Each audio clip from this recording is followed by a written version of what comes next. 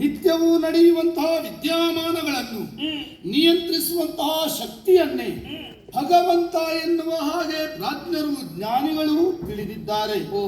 ಅದೆಷ್ಟೋ ನದಿಗಳು ನದಗಳು ಹರಿದು ಬಂದು ಸಾಗರದ ಗಮ್ಯಸ್ಥಾನವನ್ನು ಸೇರುತ್ತದೆ. ಹಾಗೆಂದು ಯಾವ ಕಾಲಕ್ಕೂ ಯಾವ ಕಾರಣಕ್ಕೂ ಸಾಗರ ಮೇಲೆ ನೀರು ನಿಂತದ್ದಿಲ್ಲ. ಋತುಗಳು ತನ್ನ ಋತುಭೇದವನ್ನು ಮರೆತು ವ್ಯವಹರಿಸಿದ್ದಿಲ್ಲ. ಮಾವಿನಲ್ಲಿ ಸಿಹಿ, ಬೇವಿನಲ್ಲಿ ಕಹಿ, ಕೋಗಿಲೆಯ ಕಂಠದಲ್ಲಿ ಇಂಪು, ಮಲ್ಲಿಗೆಯಲ್ಲಿ ಕಂಪು, ಇದನ್ನೆಲ್ಲ ಕೊಟ್ಟವರು ಯಾರು ಯಾರು ಎನ್ನುವಂತಹ ಪ್ರಶ್ನೆಗೆ ಉತ್ತರವೇ ಭಗವಂತ. ಆ ಭಗವಂತವೇ ನಾವಾಗಿ ಪ್ರಪಂಚವನ್ನು ನಿಯಂತ್ರಣ ಸ್ಥಿತಿಯಲ್ಲಿಟ್ಟುಕೊಂಡು ಕಾಪಿಟ್ಟುಕೊಂಡು ಬರುತ್ತಾ ಇದ್ದೇವೆ. ನಿಜ. ಜಗತ್ತಿನ ಮಾತಾಪಿತರುಗಳು ಯಾರು ಅಂತ ಕೇಳುವುದಿದ್ರೆ ಅದು ಪಾರ್ವತಿ ಪರಮೇಶ್ವರರು. ಹೀಗೆ ಪ್ರಾಜ್ಞರು ಜ್ಞಾನಿಗಳು ವಿದ್ವಾಂಸರು ಆಡಿ ಹೊಗಳಿ ಕೊಂಡಾಡ್ತಾ ಇದ್ದಾರಲ್ಲ. ಧರ್ಮ ಕರ್ಮದ ಜಿಜ್ಞಾಸೆಯಲ್ಲಿ ಬಿದ್ದಂತಹ ಪ್ರಪಂಚಕ್ಕೆ ಧರ್ಮದ ದೀಕ್ಷೆಯನ್ನಿತ್ತು ಪ್ರತಿಯೊಬ್ಬರು ಧರ್ಮದಿಂದಲೇ ನಡೆದುಕೊಳ್ಳಬೇಕು ಎನ್ನುವುದರತ್ತ ಕಡೆಗೆ ಮನ ಮಾಡಿದವರು ನಾವು. ಆದಿಯಲ್ಲಿ ಆದಿಮಾಯೆಯಿಂದ ನನ್ನ ಜನನ, ಕೈಲಾಸ ಗಿರಿಯಲ್ಲಿ ಲಯದ ಲೀಲೆಯನ್ನು ಮಾಡುತ್ತಾ ನಾನಿದ್ದೇನೆ. ನೀನಾದರೂ ದಕ್ಷ ಪುತ್ರಿಯಾಗಿ ಸಂಚರಿಸಿದವಳು, ನಿರೀಶ್ವರ ಯಾಗದಿಂದ ಮನನೊಂದು ಯೋಗಾಗ್ನಿಯಿಂದ ದಗ್ಧಳಾಗಿ ಮತ್ತೆ ಪರ್ವತರಾಜನ ಮಗಳಾಗಿ ಪಾರ್ವತಿ ಎನ್ನುವ ಹೆಸರಿನಿಂದ ಜನಿಸಿ ಪತಿಯಾಗಿ ನನ್ನನ್ನೇ ಬಂಧಬೇಕು ಎನ್ನುವಂತಹ ನೆಲೆಯಲ್ಲಿ ನನ್ನ ಕುರಿತಾಗಿ ತಪಸ್ಸನ್ನಾಚರಿಸಿದವಳು. ಭೈರಾಗಿಯಾಗಿ ಬಂದು ನಿನ್ನನ್ನು ಪರೀಕ್ಷಿಸಿದೆ, ಬಳಿಕ ನಿನ್ನನ್ನು ನಾ ಸೇರಿದೆ.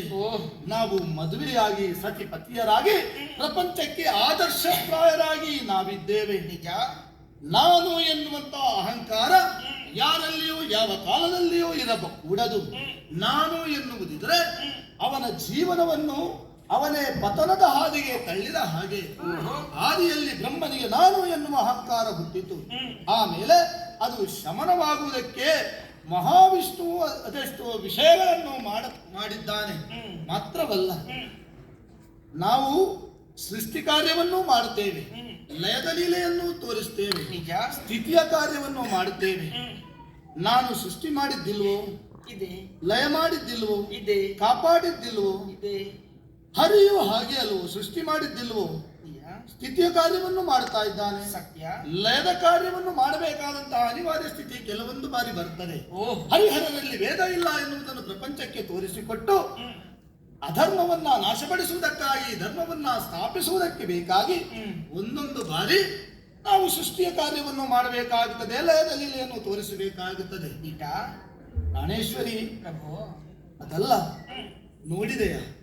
ಬೆಳ್ಳಿ ಬೆಟ್ಟ, ರಮ್ಯ ರಮಣೀಯವಾದಂತಹ ದೃಶ್ಯ, ಮಕ್ಕಳಾದಂತಹ ಗುಹಗಣಪಾದಿಗಳ ಜೊತೆಗೆ ಸಂತಸದ ಕ್ಷಣ. ನಿನ್ನನ್ನು ಕಾಣುವಾಗ ಏನೋ ಒಂದು ದುಗುಡ. ಏನೇ ಗೌರಿ ಇಂದು ನೀ ಭಗವನು ತಾಗದೆ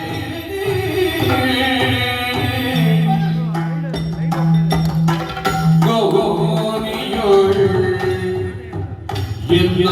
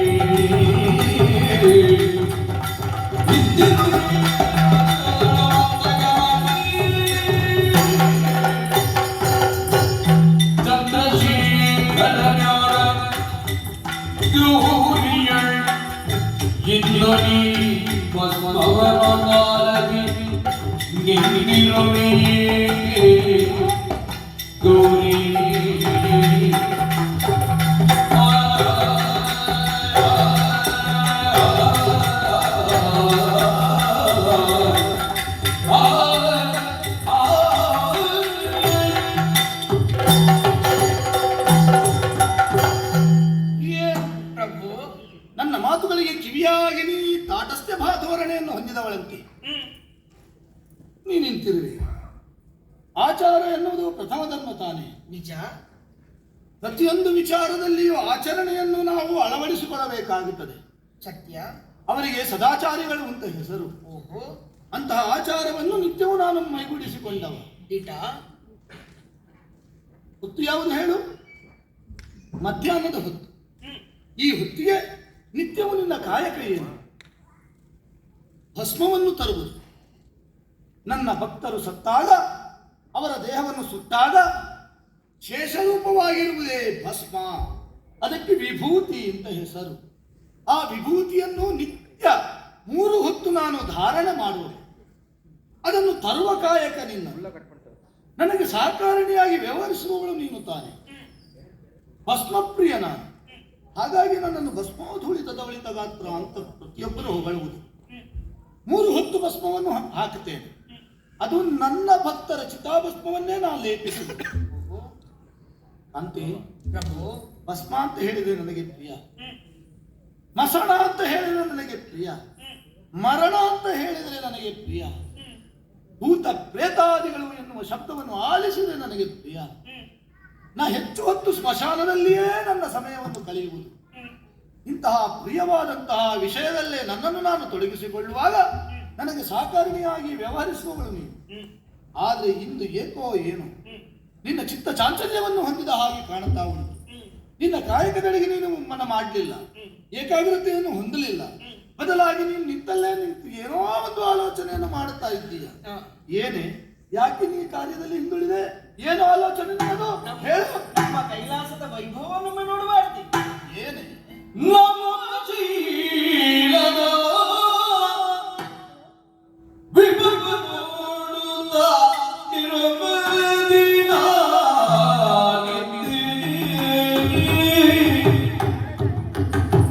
ವಿಭವ ನೋಡುತ್ತಾ ನಿರ್ಮಲದಿನ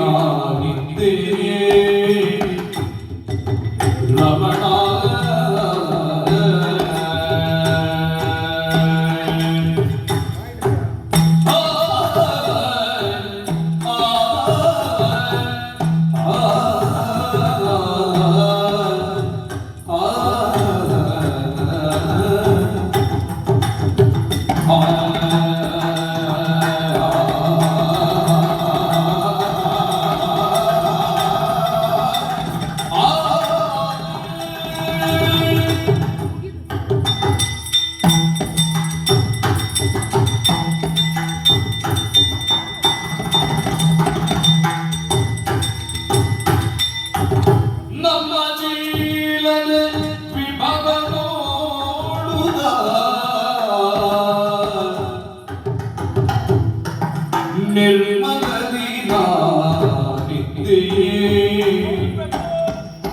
ಶೈಲದ ವಿಭವ ನೋಡುದ ವಿಭವ ನೋಡುದ ನಿರ್ಮಲದಿನ ತಲೆಯಲ್ಲಿ ನಿಮ್ಮ ಕೈಯಿಂದ ವಿಭೂತಿ ತ್ವರೆಯಲ್ಲಿ ನಿಮ್ಮ ಕೈಯಿಂದ ವಿಭೂತಿ ರಮಣ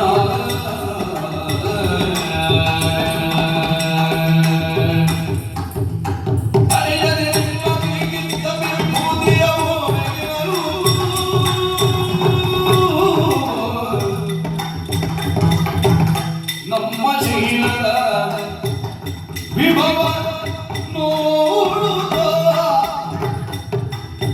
ನಿರ್ಮಲದಿ ನಾನಿದ್ದೆ ತಲೆಯಲ್ಲಿ ಮಗಿಗೆ ವಿಭೂತಿಯ ಒಮ್ಮೆಗೆ ರಮಣ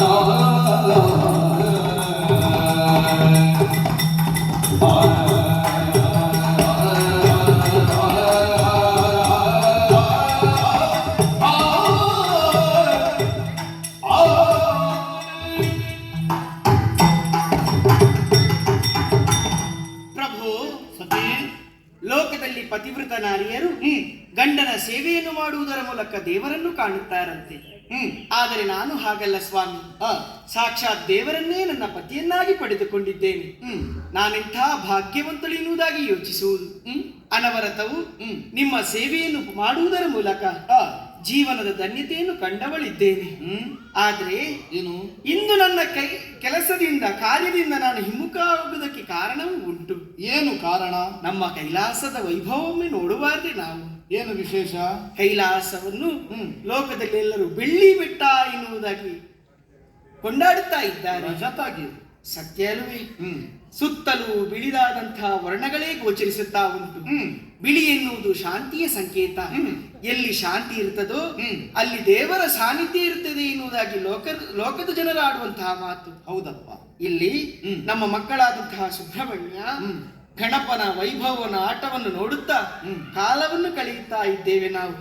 ಕೈಲಾಸದಲ್ಲಿ ಈ ವಾತಾವರಣ ಹೊಸದಲ್ಲವಲ್ಲ? ಅಲ್ಲ. ನಿನಗೆ ಹಾಗಾದ್ರೆ ಹೊಸದಾಗಿ ಯಾಕೆ ಕಂಡಿತು? ಏನು ಅಂತ ಗೊತ್ತಿಲ್ಲ ಸ್ವಾಮಿ. ಹ? ನಿಮ್ಮ ನಾಟ್ಯವನ್ನು ಕಾಣುವಾಗ, ಹ?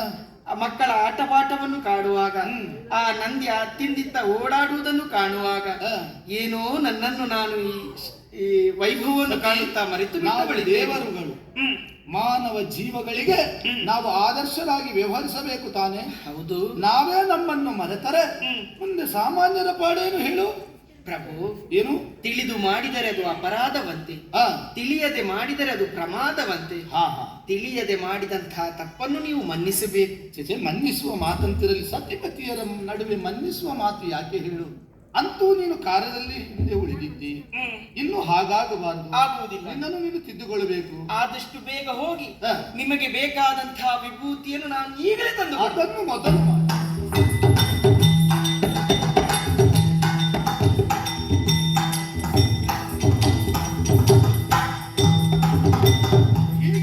ಹಾಗೆ ಬಂದಿ ದೇವರಲ್ವ ನಾವು.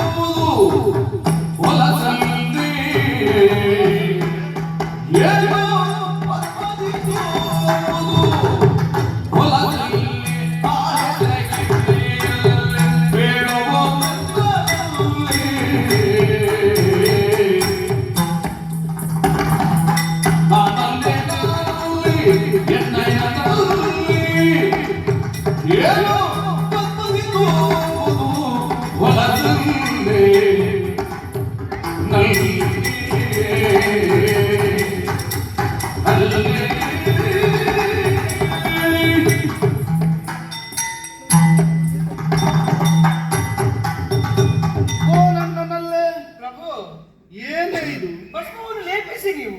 ಇದು ಹೊಲಸಲ್ಲು. ಇದು ನಿತ್ಯವೂ ಶುದ್ಧವಾದ ಭಸ್ಮವನ್ನು ನೀನು ತರುವವಳು. ಅದರಲ್ಲಿ ಭಸ್ಮ ಅಲ್ಲದೆ ಮತ್ತೊಂದಿರುವುದಕ್ಕೆ ಸಾಧ್ಯ ಇಲ್ಲ. ಸತ್ಯ. ಆದ್ರೆ ಇಂದು ಹಾಗಲ್ಲ. ಇಂದು ನೀ ತಂದ ಭಸ್ಮದಲ್ಲಿ ಒಂದು ಕಲ್ಲು.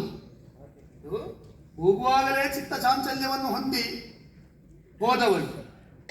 ಆದ್ರೆ ನೀ ಈಗ ಮಾಡಿದ ಕಾರ್ಯ ಹೇಗಾಯಿತು?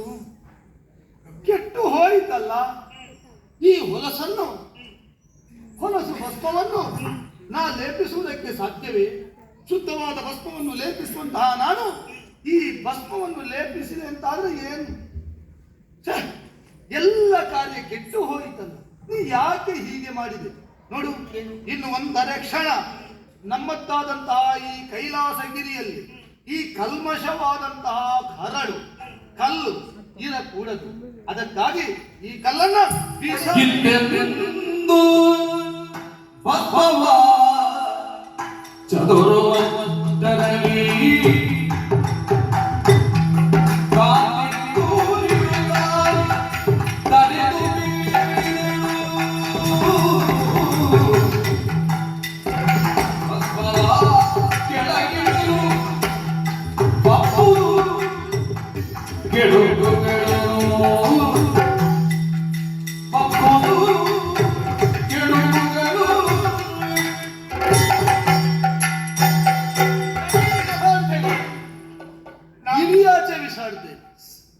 ಕೆಟ್ಟದೆಲ್ಲ ಇಲ್ಲಿರ್ಬಾರ್ದು.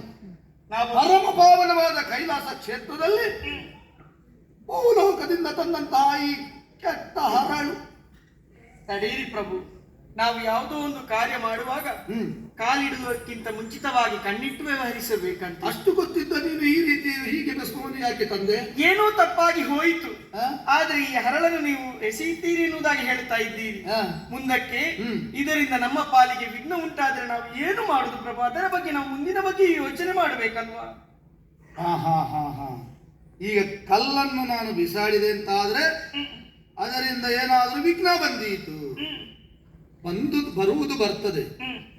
ಅದನ್ನು ತಪ್ಪಿಸುವುದಕ್ಕೆ ಯಾರಿಂದಾದ್ರೂ ಸಾಧ್ಯವೇ? ಇಲ್ಲ. ಕಾಲನಾದ ನನಗೂ ಅದರಿಂದ ತಪ್ಪಿಸುವುದಕ್ಕೆ, ಮುಕ್ತನಾಗುವುದಕ್ಕೆ ಸಾಧ್ಯವಿಲ್ಲ. ಓಹೋ, ಕಾಲ ಹಿಂದೆ ಹೇಗಿದ್ದೆ, ಮುಂದೆ ಹೇಗಾಗುತ್ತದೆ ಎನ್ನುವುದನ್ನು ಯಾರಿಂದಲೂ ಹೇಳುವುದಕ್ಕೆ ಸಾಧ್ಯ ಇಲ್ಲ. ಕಾಲನ ಕರೆಗೆ ಓಗೊಡಲೇಬೇಕು. ಈಗ ಹಾಗಾಗಿ ಬಂದುದೆಲ್ಲವೂ ಬರಲಿ, ನಿನ್ನ ಪತಿಯಾಗಿ ನಾನಿದ್ದೇನೆ. ಆಗಿತ್ತು. ಬಂದುದನ್ನು ನಾವು ಸಮಾನವಾಗಿ ಸ್ವೀಕರಿಸಿಕೊಂಡು ಎದುರಿಸೋಣ. ಈ ಕಲ್ಲನ್ನು ಹಿರಿಯಾಚ ಬೀಸ.